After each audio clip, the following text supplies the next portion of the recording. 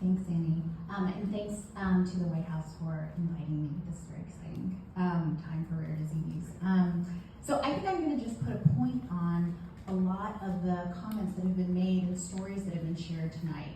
Clearly, the role of patients and patient advocates in rare disease has changed fundamentally over the last 10 to 15 years. And advocates are not waiting for research to advance for their disease.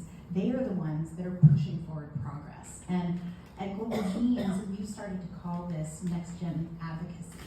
And what we see that these next-gen advocates are doing is that they're kickstarting research, they're building community, they're raising millions of dollars. And as Nasha pointed out, not through grant money, but through bake sales, through blood, sweat, all kinds of social campaigns to fund research. They're developing research strategies, they're collecting data through registries, like the registry that we have generated through our RareX research program, where we work in collaboration with patient advocacy groups to collect longitudinal, robust data.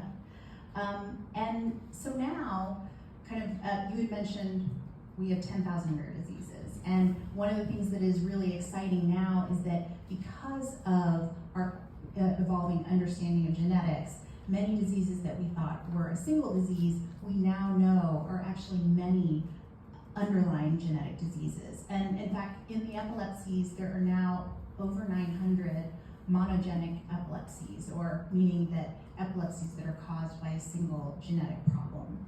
And so we have this opportunity, as the folks in the last panel talked about, to really apply precision medicine to these genetic disorders. But the challenge is that there are 10,000 rare diseases. And so we have this huge tail of rare, ultra-rare, N of 1 diseases. And frankly, biopharma is not very interested in these diseases, especially if there isn't fundamental research that talks about the symptoms, that describes the symptoms, it describes the disease mechanisms. And so this is really where the advocates are jumping in this huge tail of 10,000 disorders, where they are investing to build this fundamental knowledge and even further. And so I'll actually give an example from my daughter's disorder. So my second child was diagnosed with STXBP1 related disorder in 2016, and this is a neurodevelopmental epilepsy.